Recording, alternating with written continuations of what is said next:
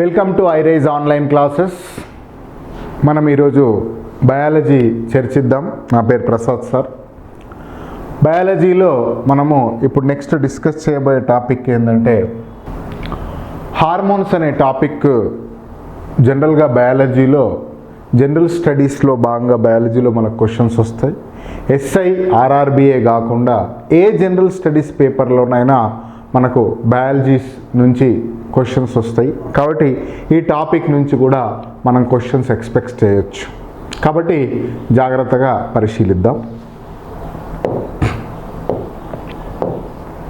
Topic పేరు hormones.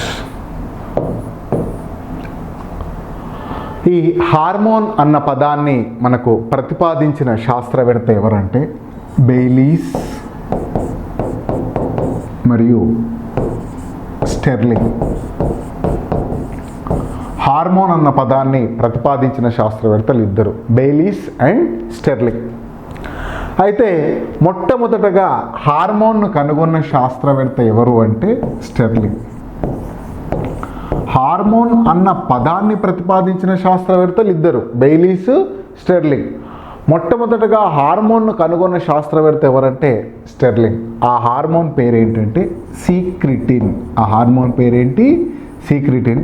Year 1905లో కనుగొన్నాడు. మళ్ళొకసారి చెప్తున్నాను, హార్మోన్స్ అనే టాపిక్ గురించి మనం డిస్కస్ చేస్తున్నాం.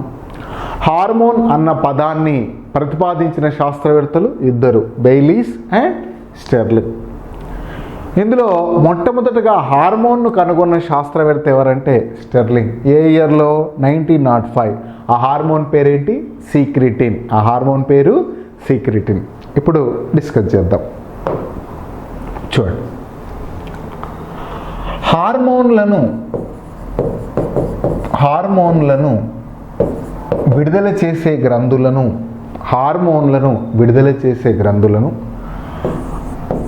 అంతఃస్రావిక గ్రంథులు.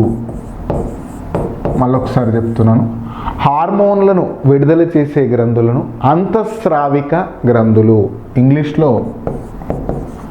ఎండోక్రైన్ గ్లాండ్స్, వీటికి ఇంకో పేరు వినాళ గ్రంథులు అని కూడా పిలుస్తారు.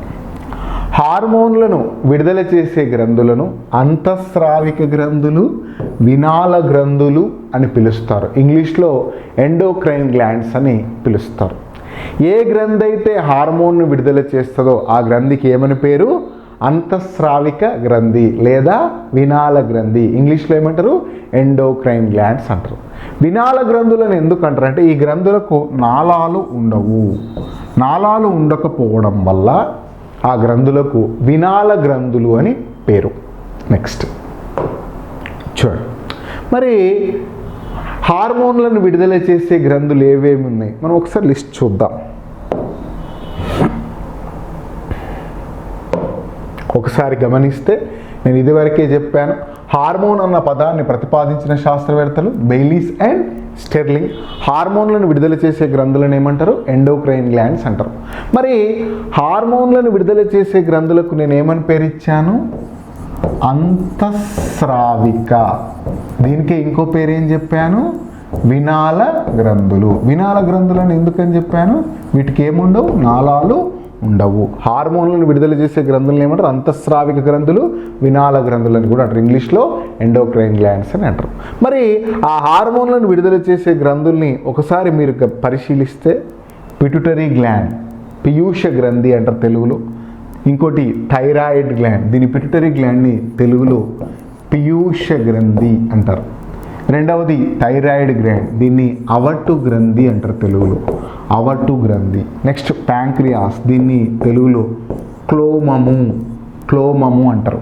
నెక్స్ట్ అడ్రినల్ గ్రంథులు, వీటిని తెలుగులో అధివృక్క గ్రంథులు, తెలుగులో అతివృక్క గ్రంథులు అంటారు. నెక్స్ట్ గొనాడ్స్, వీటిని తెలుగులో బీజకోశాలు ఏమంటారు నాని?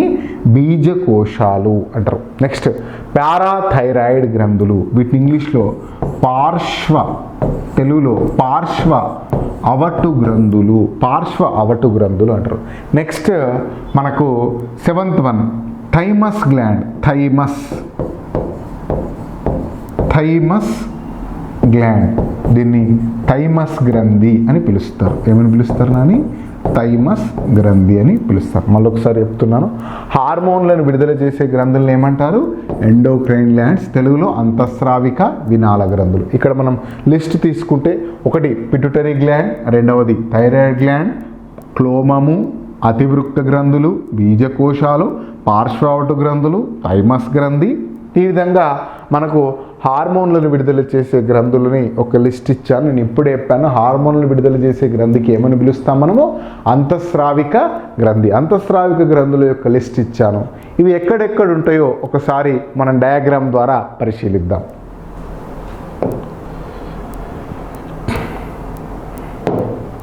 ఒకసారి ఇప్పుడు నేను చూపించిన ఆ అంతఃస్రావిక గ్రంథులు, వినాళ గ్రంథులు, ఎండోక్రైన్ గ్లాండ్స్ యొక్క లొకేషన్స్ అవి ఎక్కడెక్కడ ఉంటాయి అనేది ఒకసారి పరిశీలిస్తే, పీయూష గ్రంథి ఫస్ట్ వన్ పిట్యూటరీ గ్లాండ్ ఇక్కడ మీకు కనిపిస్తుంది. మెదడు భాగాన హైపోథలామస్ అనే ప్రాంతానికి అతకబడి ఉంటుంది. ఏ గ్రంథి? Pituitary gland. తెలుగులో ఏమంటారు దీన్ని? పీయూష గ్రంథి. పీయూష గ్రంథి లొకేషన్ ఎక్కడుంది నాన్న? మెదడు అడుగు భాగాన హైపోథలామస్ అనే కాడ ప్రాంతానికి అతకబడి ఉంటుంది. తర్వాత గొంతు ప్రాంతంలో మీకు థైరాయిడ్ గ్రంథి మీరు గమనించవచ్చు. దీన్ని అవటు గ్రంథి అంటారు. ఏమంటారు నాని? అవటు గ్రంథి. తర్వాత థైమస్ గ్రంథి ఇక్కడ హృదయానికి లంగ్స్కు మధ్యలో మీకు కనిపిస్తూ ఉంటుంది. థైమస్ గ్రంథి ఇది. నెక్స్ట్ క్లోమము, ఇది మన జీర్ణ వ్యవస్థలో ఉంటుంది నాన్న. ఈ క్లోమము ప్యాంక్రియాస్, దీని లొకేషన్ క్లోమం. తర్వాత అడ్రినల్ గ్లాండ్స్, ఇవి ఒక్కొక్కటి ఒక్కొక్క కిడ్నీ పైన అమర్చబడి ఉంటాయి. కిడ్నీస్ అంటే మూత్రపిండాల పైన ఒక టోపీ వలె అమర్చబడి ఉంటాయి. వీటిని అడ్రినల్ గ్లాండ్స్ అంటారు. తర్వాత లాస్ట్ వన్ టెస్టిస్, ఓవరీస్. టెస్టిస్ని తెలుగులో ముష్కాలు అంటారు. ఓవరీస్ని తెలుగులో అండాశయాలు. ఈ రెండింటిని కలిపి బీజకోశాలు. సో బీజకోశాల లొకేషన్ ఇది. మనము ఒక్కొక్క గ్రంథి గురించి డీటెయిల్గా డిస్కస్ చేద్దాం. ఫస్ట్ వన్ పీయూష గ్రంథి. పీయూష గ్రంథి మెదడు అడుగు భాగాన ఒక చిన్న కాడ ద్వారా అంటిపెట్టుకొని ఉంటుంది. పీయూష గ్రంథి మెదడు అడుగు భాగాన మెదడు అడుగు భాగాన ఒక చిన్న కాడ ద్వారా అంటిపెట్టుకొని ఉంటుంది. ఈ పీయూష గ్రంథి బరువు సుమారు 0.5 to 1 గ్రామ్ వరకు తీసుకోవచ్చు. పీయూష గ్రంథి మనకు బఠానీ గింజ పరిమాణంలో ఉంటుంది. పీయూష గ్రంథి బఠానీ గింజ పరిమాణంలో ఉంటుంది. ఈ పీయూష గ్రంథికి మనకి ఏమని పిలుస్తారంటే master gland, band master, king of all glands. Master gland, band master, king of all glands అని కూడా పిలుస్తారు. ఈ పీయూష గ్రంథిని ప్రధాన గ్రంథి, master gland, band master, king of all glands అని కూడా పిలుస్తారు. దీన్ని మాస్టర్ గ్రంథి అని ఎందుకు పిలుస్తారంటే మిగతా అంతఃస్రావిక గ్రంథులన్నీ దీని ఆధీనంలోనే పనిచేస్తాయి. మిగతా అంతఃస్రావిక గ్రంథుల యొక్క పనులన్నిటినీ ఇది నియంత్రిస్తుంది. అందుకే దీన్ని ప్రధాన గ్రంథి అంటారు. అంతఃస్రావ గ్రంథుల్లో అన్నిటికన్నా చిన్న గ్రంథి ఇదే. కానీ మిగతా అన్ని అంతఃస్రావ గ్రంథుల యొక్క పనులను ఇది నియంత్రిస్తుంది. అందువల్ల దీన్ని ప్రధాన గ్రంథి, మాస్టర్ గ్రంథి అంటారు. ఇప్పుడు క్రికెట్ టీంలో మిగతా అందరి ప్లేయర్స్ని ఎవరు నియంత్రిస్తారు? కెప్టెన్ నియంత్రిస్తారు.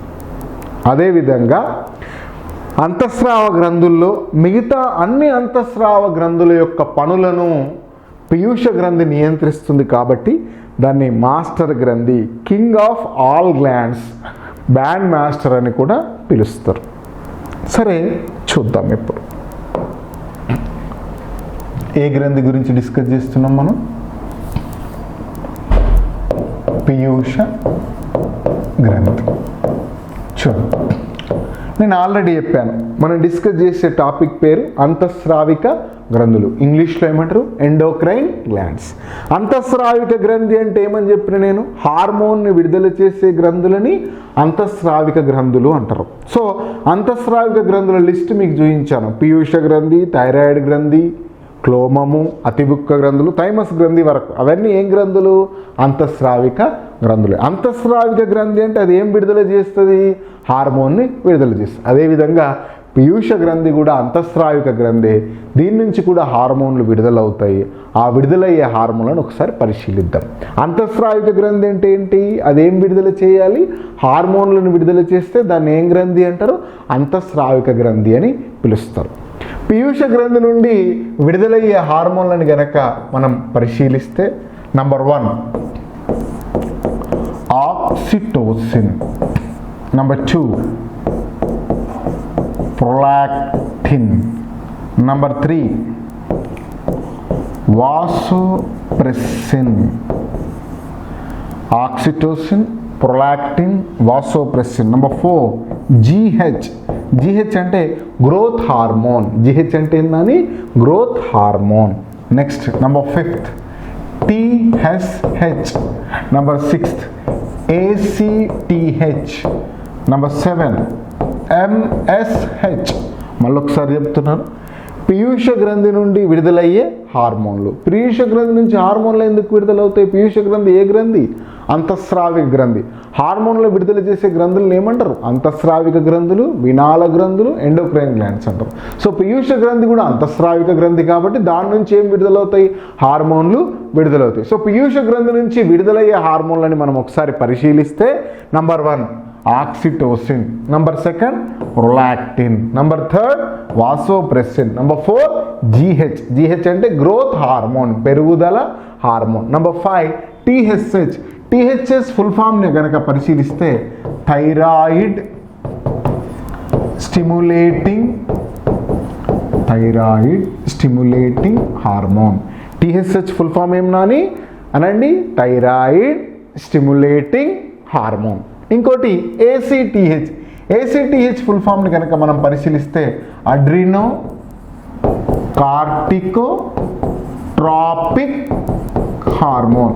ACTH ఫుల్ ఫామ్ని కనుక మనం పరిశీలిస్తే adreno corticotropic hormone. MSH full ఫామ్ని కనుక మనం పరిశీలిస్తే melanocyte stimulating hormone. MSH full ఫామ్ని కనుక మనం పరిశీలిస్తే మెలనోసైట్ స్టిమ్యులేటింగ్ హార్మోన్. ఒక్కసారి పీయూష గ్రంథి నుంచి విడుదలయ్యే హార్మోన్లను పరిశీలించండి. Number 1 oxytocin, number 2 prolactin, number 3 vasopressin, number 4 GH. GH అంటే growth hormone. Number 5 TSH thyroid stimulating hormone. Number 6 ACTH adreno corticotropic hormone. Number 7 melanocyte stimulating hormone. చూడండి,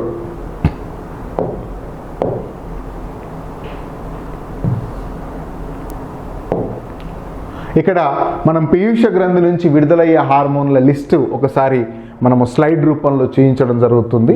చూడండి, ఇది కాకుండా 1 oxytocin, second 1 prolactin, third 1 vasopressin, fourth 1 MSH, GH, FSH, LH, TSH and ACTH.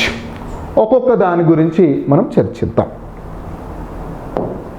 చూడండి, number 1 ఏ గ్రంథి? పీయూష గ్రంథి. First hormone పేరేంటి చెప్పండి? Oxytocin. ఆ హార్మోన్ పేరేం నాని? ఆక్సిటోసిన్. ఆక్సిటోసిన్ పీయూష గ్రంథి నుంచి విడుదలయ్యే ఫస్ట్ హార్మోన్ పేరేంటి? ఆక్సిటోసిన్. జాగ్రత్తగా, ఈ ఆక్సిటోసిన్ హార్మోన్ యొక్క టార్గెట్ అవయవాలు గర్భాశయము, స్తన గ్రంథులు. గర్భాశయము, స్తన గ్రంథులు. టార్గెట్ అవయవము అంటే ఏంటో నేను ఎక్స్ప్లెయిన్ చేసేటప్పుడు మీకు అర్థమవుతుంది. ఫస్ట్ వినండి, ఆక్సిటోసిన్ హార్మోన్ యొక్క టార్గెట్ అవయవాలు ఏంటి? గర్భాశయము, ఇంకోటి స్తన గ్రంథులు. చెప్పండి మరి, గర్భాశయం ఎవరిలో ఉంటుంది? స్త్రీలలో ఉంటుందా, పురుషుల్లో ఉంటుందా? స్త్రీలలో ఉంటుంది.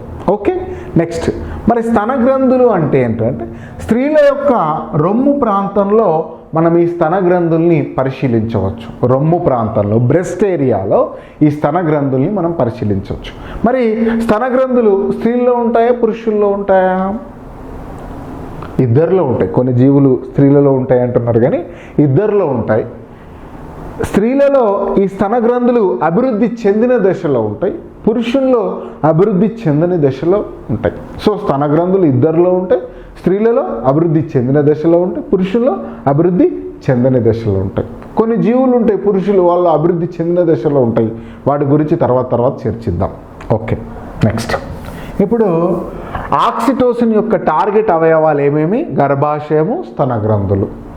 మరి ఆక్సిటోసిన్ హార్మోన్ ఏ గ్రంథి నుంచి విడుదలవుతుంది? పీయూష గ్రంథి నుంచి విడుదలవుతుంది. మరి టార్గెట్ ఆర్గాన్ అంటే ఏంటి? ఇప్పుడు ఎక్స్ప్లెయిన్ చేసేటప్పుడు అర్థమవుతుంది. గర్భాశయం, స్త్రీల యొక్క గర్భాశయంలో శిశువు అభివృద్ధి చెందుతూ ఉంటుంది. మీకు తెలుసు ఎన్ని నెలలు అభివృద్ధి చెందుతూ ఉంటుంది? సుమారు 9 నెలలు అభివృద్ధి చెందుతూ ఉంటుంది. అలా అభివృద్ధి చెందడాన్ని తెలుగులో ఏమంటారంటే గర్భావధి కాలం. స్త్రీ యొక్క గర్భాశయంలో శిశువు ఎన్ని నెలలు అభివృద్ధి చెందుతుంది? 9 నెలలు. అలా అభివృద్ధి చెందడాన్ని ఏమంటారు నాని? గర్భావధి కాలమని అంటారు. సో ఆ శిశువు తన గర్భావధి కాలాన్ని పూర్తి చేసుకున్న తర్వాత, స్త్రీ గర్భాశయంలో శిశువు తన గర్భావధి కాలాన్ని పూర్తి చేసుకున్న తర్వాత ఈ ఆక్సిటోసిన్ అనే హార్మోన్ పీయూష గ్రంథి నుంచి విడుదలై స్త్రీ యొక్క గర్భాశయ కండరాలపైన పనిచేస్తుంది. మళ్ళొకసారి చెప్తున్నా, శిశువు తన గర్భావధి కాలాన్ని స్త్రీ గర్భాశయంలో పూర్తి చేసుకున్న తర్వాత పీయూష గ్రంథి నుంచి ఏ హార్మోన్ విడుదలవుతుంది? ఆక్సిటోసిన్ విడుదలై అది దేని మీద పనిచేస్తుంది? స్త్రీల యొక్క గర్భాశయం పైన పనిచేస్తుంది. పనిచేసి ఆ గర్భాశయ కండరాలు సంకోచ వ్యాకోచాలు చెందేలాగా చేస్తుంది. గర్భాశయ కండరాలు సంకోచము, వ్యాకోచం.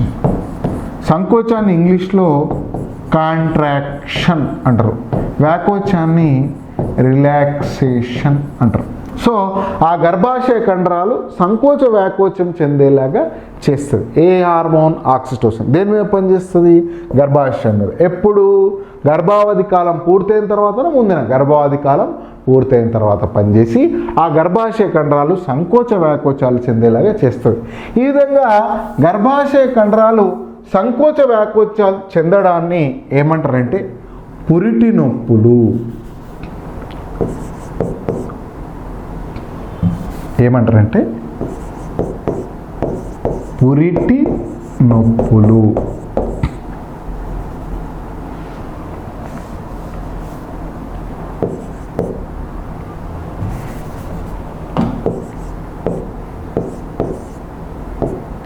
పురిటి నొప్పులు అంటారు. ఇంగ్లీష్లో లేబర్ పెయిన్స్. ఇంగ్లీష్లో ఏమంటారు నాని? లేబర్ పెయిన్స్ అంట. గర్భాశయ కండరాలు సంకోచ వ్యాకోచాలు చెందడాన్ని ఏమంటారంటే పురిటి నొప్పులు, లేబర్ పెయిన్స్ అంటారు. మరి పురిటి నొప్పులు వచ్చినప్పుడు ఏమవుతుంది చెప్పండి?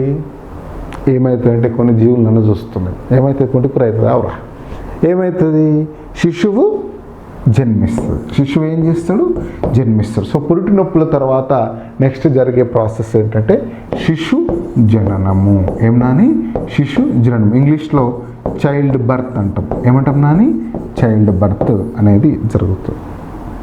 సో ఆ శిశువు జన్మించినప్పుడు మనకు 90%, 90% ఫస్ట్ తల ప్రాంతం, తల భాగమే బయటకు వస్తుంది. ఏ భాగం బయటకు వస్తుంది నాన్న?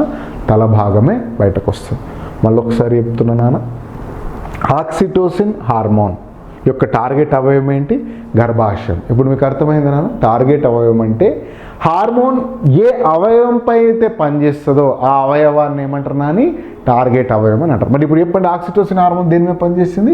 గర్భాశయం పైన పనిచేసి గర్భావధి కాలం ఎన్ని నెలలు ఉంటుంది? 9 నెలలు. పూర్తయిన తర్వాత ఆ గర్భాశయం పైన పనిచేసి ఆ గర్భాశయ కండరాలు సంకోచ వ్యాకోచం అయ్యేలాగా చేస్తుంది. ఆ సంకోచ వ్యాకోచాలని కాంట్రాక్షన్ రిలాక్సేషన్ అంటారు. వీటినే ఏమంటారు అని? పురిటి నొప్పులు, ఇంగ్లీష్లో లేబర్ పెయిన్స్ అంటారు. లేబర్ పెయిన్స్ వచ్చిన తర్వాత ఏమవుతుంది? శిశువు జన్మిస్తుంది. కాబట్టి ఈ హార్మోన్ శిశువు జననానికి హెల్ప్ అవుతుంది. అర్థమవుతుందా? ఏ హార్మోన్? ఆక్సిజన్. మరి శిశువు జననం జరిగినప్పుడు 90% ఏం బయటకు వస్తుందని చెప్పిన తల ప్రాంతం బయటకు వస్తుంది. ఒకసారి చూడండి,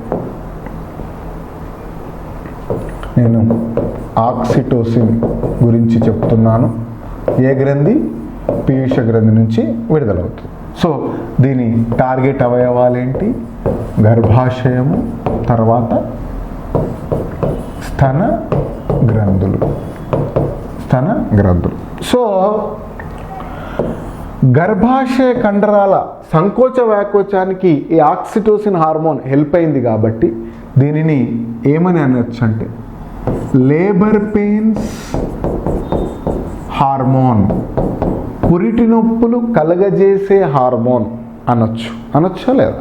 పురిటి నొప్పులు కలిగించింది కాబట్టి దీన్ని పురిటి నొప్పులు కలిగించే హార్మోన్ అని కూడా. శిశు జననానికి హెల్ప్ అయింది కాబట్టి దీన్ని చైల్డ్ బర్త్ హార్మోన్ అని కూడా పిలుస్తారు. ఏమని పిలుస్తారన్న? చైల్డ్ బర్త్ హార్మోన్ అని కూడా పిలుస్తారు. ఒక ఎగ్జామ్లో ఇలా అడిగింది, which hormone is responsible for easy baby birth? ఒక శిశువు తల్లి గర్భాశయం నుండి సులువుగా జన్మించడానికి ఈ హార్మోన్ సహకరిస్తుంది అని అడిగింది. Hormone answer oxytocin. స్త్రీలలో పురిటి నొప్పులను కలగజేసే హార్మోన్ ఏది అని అడిగిండు. Answer oxytocin. అర్థమవుతుందా? ఈ విధంగా మనకు ఆక్సిటోసిన్ అనే హార్మోన్ హెల్ప్ అవుతుంది. నేను ఆల్రెడీ చెప్పాను, శిశువు జన్మించినప్పుడు 90% ఏ పార్ట్ బయటకు వస్తుంది? తల ప్రాంతం బయటకు వస్తుంది. అప్పుడే ఆ డెలివరీ అనేది ఈజీగా ఉంటుంది. కొన్నిసార్లు లెగ్స్ బయటకు వస్తాయి, కాళ్ళు బయటకు వస్తాయి. అప్పుడు డెలివరీ చాలా కష్టంగా ఉంటుంది. అప్పుడు లెగ్స్ బయటకు వచ్చినప్పుడు మన వాళ్ళు ఏమంటారంటే ఎదురు కాళ్ళోడు పుట్టిండటరు, వాడు కడప దగ్గర కూర్చోవద్దు, పిడుగు పడుతుంది అంటారు. అవన్నీ పుచ్చిపోయిన ముచ్చట్లు. ఏదైనా నిధులు ఓపెన్ చేయడానికి వాడిని తీసుకెళ్తే అవే ఓపెన్ అవుతాయి అంటారు. అవన్నీ పుచ్చిపోయిన ముచ్చట్లు. సమజమే ఆయా? మళ్ళీ ఒకసారి చెప్తున్నాను, ఆక్సిటోసిన్ హార్మోన్ యొక్క టార్గెట్ అవయవం ఏంటి? గర్భాశయం. గర్భాశయ కండరాలు సంకోచ వ్యాకోచాలు కలిగేలా చేసే హార్మోన్ ఏది? ఆక్సిటోసిన్. ఆ సంకోచ వ్యాకోచాలని మనం ఏమని పిలుస్తాం? Labour pains. ఆ సంకోచ వ్యాకోచాల వల్ల శిశువు బయటకు నెట్టివేయబడుతుంది. దాన్ని ఏమంటాం నాన్న? Child birth. శిశు జననానికి కూడా తోడ్పడుతుంది. కాబట్టి దీన్ని పురిటి నొప్పులు కలగజేసే హార్మోన్ చైల్డ్ బర్త్ హార్మోన్ అని కూడా అంటారు. మరి ఆక్సిటోసిన్ హార్మోన్ శిశువు జననం జరిగేటప్పుడు మొట్టమొదటిగా ఏ పార్ట్ బయటకు వస్తుందని ఎక్కువ శాతం 90% కేసెస్లో తల ప్రాంతం మాత్రమే బయటకు వస్తుంది. నెక్స్ట్ చూద్దాం, స్తన గ్రంథులు. నెక్స్ట్ టార్గెట్ అవయవం స్తన గ్రంథులు. నేను ఆల్రెడీ చెప్పాను, స్తన గ్రంథులు స్త్రీల యొక్క రొమ్ము ప్రాంతంలో మనకు కనిపిస్తూ ఉంటాయి. ఈ హార్మోన్ పీయూష గ్రంథి నుండి విడుదలవుతుంది. విడుదలైన ఆక్సిటోసిన్ హార్మోన్ స్త్రీల యొక్క స్తన గ్రంథుల పైన పనిచేస్తుంది. ఎప్పుడంటే డెలివరీ తర్వాత. ఎప్పుడు నాని? డెలివరీ అంటే శిశువు జన్మించిన తర్వాత స్త్రీల యొక్క స్తన గ్రంథుల పైన పనిచేస్తుంది. పనిచేసి ఆ స్త్రీల యొక్క స్తన గ్రంథుల నుండి పాలు విడుదలయ్యేలాగా చేస్తుంది. ఏం విడుదలయ్యేలా చేస్తుంది? పాలు విడుదల జరిగేలాగా చేస్తుంది. అందువల్ల దీన్ని పాల స్రావక హార్మోన్ అని కూడా పిలుస్తారు. ఏమని పిలుస్తారు? పాల స్రావక హార్మోన్. చెప్పండి నాన్న, పీయూష గ్రంథి నుండి విడుదలయ్యే ఆక్సిటోసిన్ హార్మోన్ దేని మీద పనిచేస్తుంది? స్త్రీల యొక్క స్తన గ్రంథుల మీద పనిచేస్తుంది. పనిచేసి ఆ స్తన గ్రంథుల నుండి ఏం విడుదలయ్యేలా చేస్తుంది? పాలు విడుదలయ్యేలా చేస్తుంది. అందుకే దీన్ని ఏం హార్మోన్ అంటారు? పాల స్రావక హార్మోన్ అని పిలుస్తారు. ఇప్పుడు నేను మీకు ఆక్సిటోసిన్ హార్మోన్కు అది చేసే పనులను బట్టి వివిధ రకాల పేర్లని చెప్పాను. ఆక్సిటోసిన్ హార్మోన్కు అది చేసే పనులను బట్టి వివిధ రకాల పేర్లను మీకు నేను చెప్పాను. ఫస్ట్ ఏం చేసింది? గర్భాశయ కండరాలు సంకోచ వ్యాకోచాలు జరిగేలాగా చేసింది. ఆ సంకోచ వ్యాకోచాలని తెలుగులో ఏమని పిలిచాం? పురిటి నొప్పులని పిలిచాం. కాబట్టి ఆక్సిటోసిన్ హార్మోన్ని ఏమంటామంటే పురిటి నొప్పులు కలుగజేసే హార్మోన్ అని అనొచ్చా? అనొచ్చు. తర్వాత ఇంకొక పని ఏం చేసింది? శిశువు జననానికి హెల్ప్ అయింది. ఏ హార్మోన్? పురిటి నొప్పులు కలిగిన తర్వాత ఏమవుతుంది? శిశువు జన్మిస్తుంది. 90% కేసుల్లో ఏం బయటకు వస్తున్నా? తల ప్రాంతం. సో శిశు జననానికి హెల్ప్ అయింది కాబట్టి దీన్ని చైల్డ్ బర్త్ హార్మోన్, శిశు జనన హార్మోన్ అనొచ్చా? అనొచ్చు. తర్వాత స్త్రీల స్తన గ్రంథుల నుండి ఏం విడుదలయ్యేలాగా చేసింది? పాలు విడుదలయ్యేలాగా చేసింది. అందువల్ల దీన్ని పాల స్రావక హార్మోన్. చూడనా, ఆక్సిటోసిన్ హార్మోన్కు అది చేసే పనులను బట్టి మనం 3 పేర్లు ఇచ్చాం. ఒకటి పురిటి నొప్పులు కలుగజేసే హార్మోన్, ఇంకోటి చైల్డ్ బర్త్ హార్మోన్, శిశు జనన హార్మోన్, ఇంకోటి పాలస్రావక హార్మోన్. సమझ में आया?